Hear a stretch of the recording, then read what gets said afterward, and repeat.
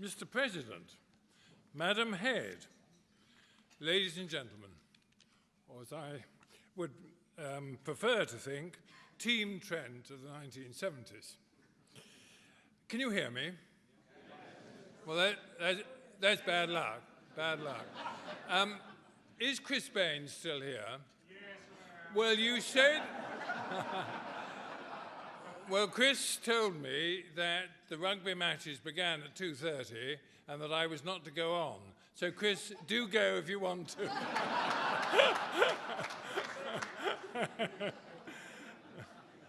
Well, I would like to thank Nigel for his remarks, and I would like to thank him for, in fact, having arranged everything today. It's quite humbling to see so many people here, and in fact very exciting.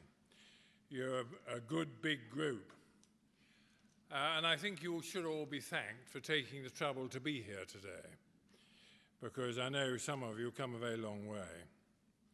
I would also like to thank you, Jill, for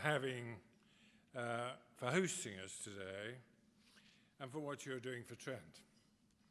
Well, Nigel's already referred to bits of that, but I've been invited back twice before by Jill, and I have certainly recognized a vibrant and community place led by an energetic and enthusiastic head. Her enthusiasm is unbounded, and that's basically what one needs.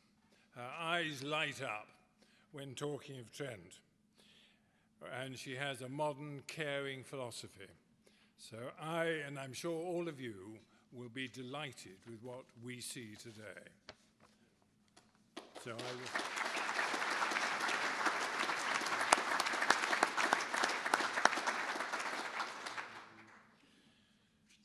Well, Nigel sent me an email, and in it, in fact, he put the remarks that he's just made, that the last time I will have been speaking to was in class, or preaching a sermon, or at a speech day. But he's given me the reassurance, he said, the last time they will have been listening to you.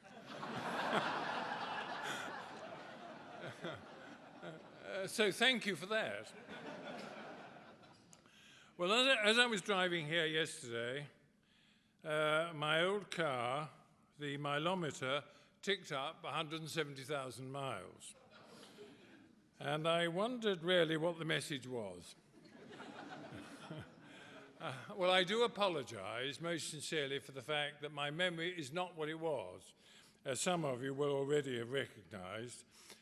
I used to think that I knew everybody, and that I knew what school you came from, and that I knew your parents, but the memory has dimmed, and so my apologies for that. It reminds me a bit of dear Sarge, who, as we all know, had a fabulous memory. He was totally dedicated and loyal. He kept his eyes firmly on you and me, on boys and staff. And forgive it was a male-orientated school, largely in the 70s. So, ladies, please forgive me for that remark. But he kept his eyes firmly on us all, and I think he marshaled us as a team. And so we have much to be grateful for him. But a school will only be as good as the people in it. And we were very lucky indeed to have had an outstandingly talented common room of staff. I've been reminded, in fact, of some of my interviews of masters. Well, Ken Pye told me recently that when he and Liz were being interviewed, in fact, and this was the first year of my headship, that I was taking them round the school and went through boys' studies. And remember, this was a time, as Nigel has already commented, of quite economic problems. So I was very keen that there should be no wastage of energy and in any way. And Ken tells me that by the time I had taken them through the studies, that I had in my hands a handful of confiscated heaters.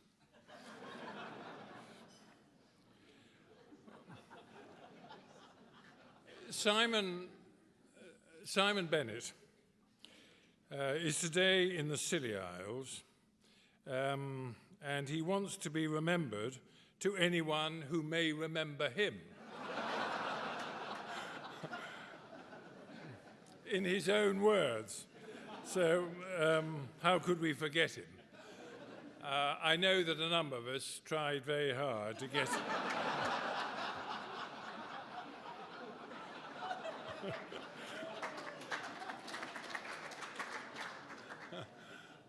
tried very hard to get him back here today.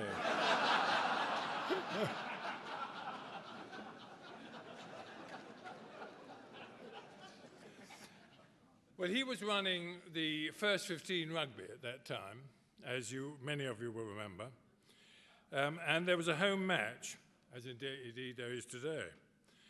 And Simon and I were watching the first 15, and I said to him, Simon, we desperately need a good man to run the chemistry department. Oh, he said. Well, he said, the master in charge of the opposing team happens to be a chemist.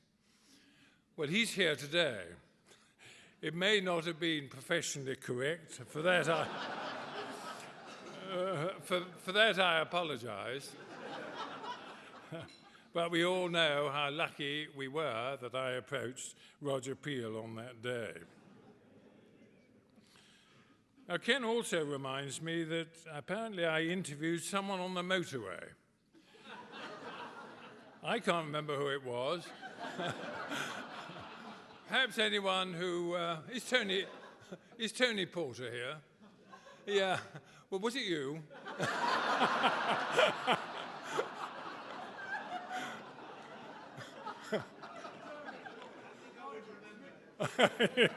he would remember. So obviously that wasn't him.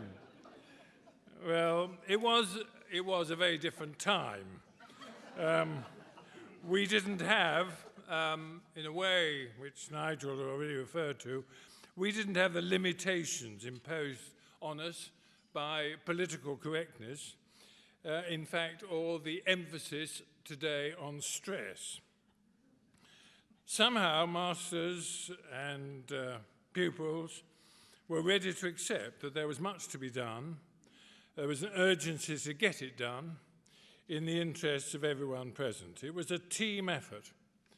And I think we all felt a strong loyalty to the side, so that I believe that as a result of what you all did in those days, we earned as a school promotion to a higher division year by year, and that we ultimately qualified for the Premier League.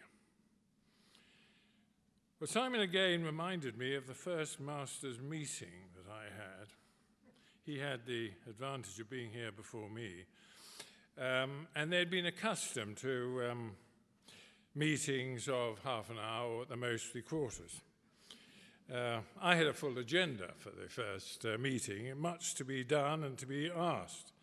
We started after school, and apparently after 2.5 hours, we came then to my final question, are there any other questions?